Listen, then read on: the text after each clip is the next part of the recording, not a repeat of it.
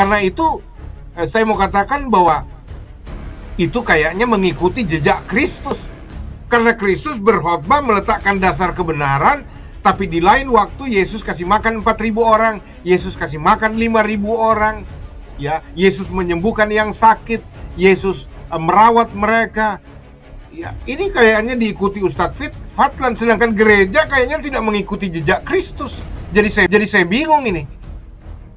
Tapi saya melihat banyak gereja melakukan pembiaran, ya. Apalagi yang hilang itu, yang tidak masuk gereja itu domba yang kayaknya tidak bisa memberikan apa-apa, ya. Bahkan menjadi beban gereja. Kalau dia hilang juga nggak dicari.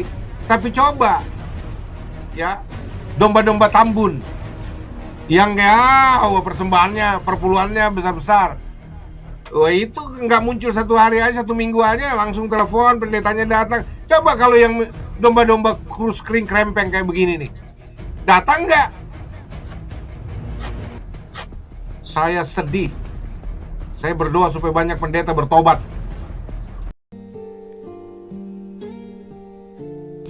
Islamisasi Asia merambah West Papua. Papua Barat ada di Indonesia. Indonesia itu Asia, bukan Melanesia. Kristenisasi ujung bumi terancam gagal total. Assalamualaikum warahmatullahi wabarakatuh. Saudara-saudariku, masih terkait pertumbuhan Islam di tanah Papua. Ini thumbnail yang dibuat oleh pendeta Joshua Tewu, ya teman-teman. Pendeta Joshua Tewu memuji dakwah yang dilakukan oleh Ustadz Fadlan. Bahkan beliau mengatakan Ustadz Fadlan ini kayaknya mengikuti jejak Kristus, sementara gereja-gereja tidak mengikuti jejak Kristus. Dan pendeta Joshua Tewu juga menyinggung-nyinggung masalah perpuluhan. Ya, kalau yang hilang itu domba-domba kurus, pihak gereja seolah-olah tidak menghiraukan. Tapi kalau yang hilang itu domba-domba tambun atau domba-domba gemuk, ya, seminggu saja langsung ditelepon. Itu yang disampaikan oleh pendeta Joshua Tewu, teman-teman. Ya, ini telak. Karena yang ngomong adalah pendeta, teman-teman. Yang ngomong bukan orang Islam, ya. Dan pendeta Joshua Tewu meminta atau berharap semoga banyak pendeta bertobat, katanya. Ya, kita langsung simak videonya. Kaum awam Kristen itu mengerjakan keselamatan mereka. Artinya menumbuh kembangkan iman mereka supaya kehidupan rohani Kristen mereka berbuah baik, menjadi saksi bagi kemuliaan nama Tuhan. Siapa yang bertanggung jawab? Gereja. Pendeta bertanggung jawab, gembala bertanggung jawab.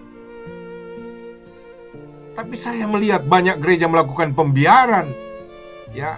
Apalagi yang hilang itu, yang tidak masuk gereja itu domba yang kayaknya tidak bisa memberikan apa-apa, ya. Bahkan menjadi beban gereja. Kalau dia hilang juga nggak dicari. Tapi coba, ya, domba-domba tambun yang persembahannya, perpuluhannya besar-besar. Wah, itu nggak muncul satu hari aja, satu minggu aja langsung telepon, pendetanya datang. Coba kalau yang domba-domba kurus kering krempeng kayak begini nih, datang nggak? Saya sedih. Saya berdoa supaya banyak pendeta bertobat. Ya. Kadang-kala orang berpikir, wah ini, saya mau katakan, dosa seperti ini itu tidak ada bedanya dengan dosa perzinahan, dosa korupsi, dosa yang Anda bilang ini. Kalau saudara sendiri menipu, yang memilih kasih, membedakan, memandang muka, saudara itu penyembah berhala, Alkitab bilang. Jadi saudaraku yang kekasih, Jurnal Kemerdekaan pada episode 08 ini, saya memang agak temperamen sedikit. Karena apa? Saya terkejut ketika buka-buka ini untuk melihat situasi dan kondisi terbaru terakhir tentang Papua. Saya mendapati, waduh, saya memang pernah dikirimi hal ini. Tapi ketika saya melihat lagi, waduh, ini gerakannya, dan ini akan bertahap terus. Dan Ustadz Fadlan berkata dalam video ininya di YouTube, Anda bisa cari sendiri. Saya nggak karang-karang. UFG bilang begini, generasi emas dari ujung timur Indonesia harus difokuskan untuk Islam.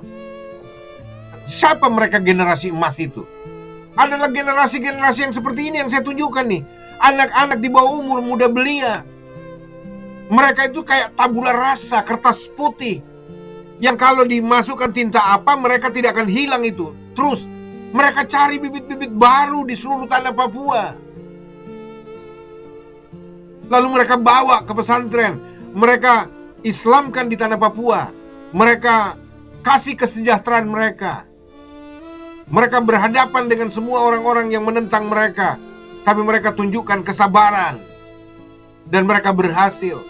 Ribuan anak-anak asli Papua, orang asli Papua sudah diislamkan, sudah dipesantrenkan di Bekasi. Ribuan anak-anak Papua, bahkan mungkin puluhan ribu, bahkan mungkin ratusan ribu anak-anak Papua sudah masuk Islam. Kenapa? Karena Ustadz Fadlan memanusiakan manusia. Itu menurut Ustadz Fadlan sendiri. Saya bilang, hebat Ustadz Fadlan. Ya. Hebat. Justru saya mau katakan, jempol buat Ustadz Fadlan. Untuk gereja-gereja yang membiarkan anak-anak terhilang dari hadirat Tuhan nih. Ini pedas nih teman-teman, ya. Pendeta Joshua Tewu jempolnya ngadep ke atas kalau buat Ustadz Fadlan. Sedangkan buat gereja-gereja jempolnya ngadep ke bawah. Ini pedas nih buat pengurus-pengurus gereja nih teman-teman ya. Nih, lihat saya nih. Kalau untuk Ustadz Fadlan nih, jago kalian bisa menyesatkan orang Kristen. Jago kalian bisa menyesatkan umat Kristen. Itu menurut imannya pendeta Joshua. Tapi menurut iman kita, ya, mereka-mereka yang sudah masuk Islam itu sudah keluar dari kesesatan. Itu iman kita. Ya, itu iman kita teman-teman. Ya, kita tidak bisa menyalahkan pendeta Joshua Tewu. Itu adalah iman daripada Joshua Tewu. Dan pendeta Joshua Tewu juga tidak bisa menyalahkan kita. Yang menurut kita, orang yang sudah masuk Islam itu adalah orang yang sudah keluar dari kesesatan. Murtadkan mereka dari iman mereka kepada Yesus Kristus Tuhan. Nih, tapi untuk pendeta-pendeta gereja-gereja yang membiarkan jiwa-jiwa terhilang dari gereja, dari hadirat Tuhan, nih. Sekali lagi, jempol atas buat Ustadz Fadlan, jempol bawah untuk gereja-gereja yang sudah membuat jemaatnya hilang. Murtad dari Yesus, lebih tepatnya adalah kalau dalam Islam itu memposisikan Yesus sebagaimana mestinya, ya, memposisikan Yesus sebagai hamba Allah, nabi Allah, utusan Allah yang diutus untuk Bani Israel. Ya, terkait masalah kata murtad, ya nggak apa-apa lah, JT pinjam nggak apa-apa. Tapi yang aslinya murtad itu adalah orang yang keluar dari Islam, itu murtad. Saya betul-betul marah.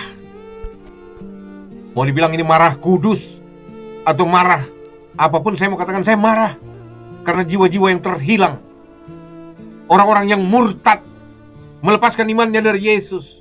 Saya sedih sekali. Makanya saya nggak tahu. Terserah Tuhan. Saya pengen sekali tuh bangun pusat pelatihan misionaris, pusat pelatihan apologetik, supaya menciptakan apologet di Papua, mempertahankan jiwa-jiwa di sana. Bukan untuk berperang, tidak. Kekristenan anti perang. Kita tidak membela iman dengan pedang, dengan bom. Tidak. Kekristenan tidak membela iman, tidak mempertahankan jiwa-jiwa dengan kekerasan. Kekristenan tidak mempertahankan jiwa-jiwa dengan kekerasan, tidak. Itu menurut pendeta Joshua Tew. Ya, kita hargai pendapat beliau, ya kan? Nah, coba teman-teman ya, kita simak video ini nih. Nah, model ininya ini mengikuti ritus Spanish and Portuguese Synagogue. Jadi kita orang-orang Yahudi yang melarikan diri dari inkuisisi di Spanyol dan Portugis dulu. Karena dulu di Spanyol orang Yahudi kan dipaksa harus baptis masuk Katolik.